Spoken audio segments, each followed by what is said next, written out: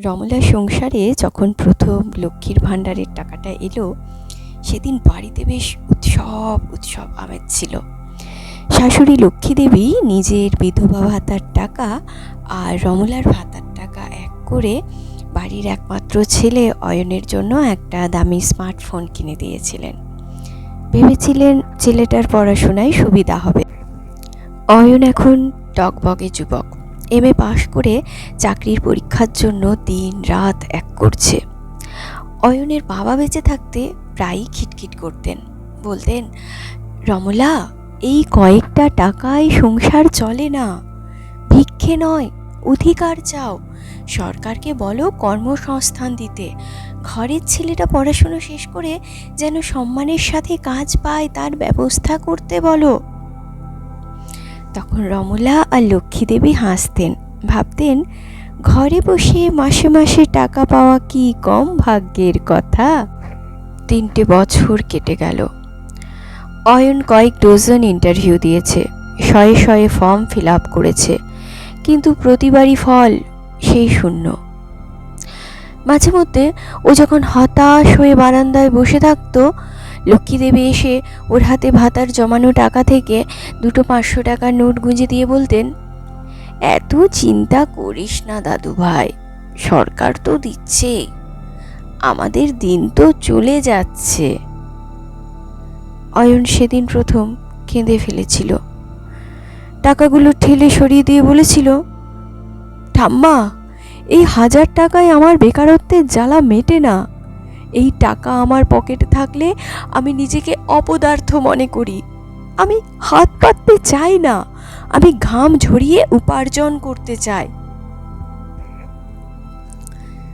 সেদিন বিকেলে পাড়ার মোড়ে অয়ন দেখল কিছু শিক্ষিত ছেলে ভাতার জমানো টাকা দিয়ে সেকেন্ড হ্যান্ড বাইক কিনেছে, সেই নিয়ে গল্প চলছে। ওদের চোখে মুখে কোনো ভবিষ্যতের চিন্তা নেই কোনো দায়বদ্ধতা। অয়ন বুঝতে পারল এই কয়েকটা টাকা আসলে একটা নেশার মতো, এটা মানুষকে লড়াই করতে ভুলিয়ে দেয়। বাড়ি ফিরে দেখল মা আর ঠাম্মা খুব খুশিতে গল্প করছে যে সামনের মাস থেকে ভাতার পরিমাণ বাড়বে। অয়ন শান্ত গলায় বলল, মা, আজ বাবা বেঁচে থাকলে হয়তো খুব কষ্ট পেতেন। তোমরা ভাতার টাকা পেয়ে খুশি, কিন্তু আমার ভবিষ্যৎটা যে এই টাকার আড়ালে হারিয়ে গেল, সেটা কি দেখতে পাচ্ছ? আমার একটা চাকরি থাকলে তোমাদের এই ভাতার লাইনে দাঁড়াতে হতো না, আমি তোমাদের সম্মানের সঙ্গে রাখতে পারতাম। রমলা দেবী থমকে গেলেন, হাতের জলের গ্লাসটা পড়ে গেল। অয়নের চোখের জল আরো শুকিয়ে যাওয়া মুখটার দিকে তাকিয়ে প্রথমবার ওনার মনে হলো, আসলে কয়েকটা টাকার নোটে পেটের খিদে সাময়িক মেটে ঠিকই, কিন্তু একটা বেকার যুবকের আত্মসম্মান আর একটা দেশের মেরুদণ্ড তৈরি হয় না। সেই রাতে রমলার ঘরের জানলা দিয়ে বাইরের অন্ধকারের দিকে তাকিয়ে মনে হলো অয়নের বাবার কথাগুলোই ঠিক ছিল।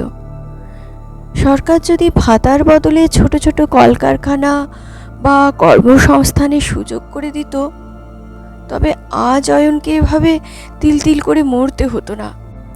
রমলা বুঝলেন ভাতা হলো সাময়িক মলম, কিন্তু চাকরি হলো স্থায়ী চিকিৎসা। আজ তাদের পকেটে হয়তো কয়েকটা সরকারি নোট আছে, কিন্তু শিক্ষিত ছেলের চোখে একরাশ অন্ধকার। এই খুশি আসলে মেকি, এই খুশি আসলে এক নিস্তব্ধ হাহাকার।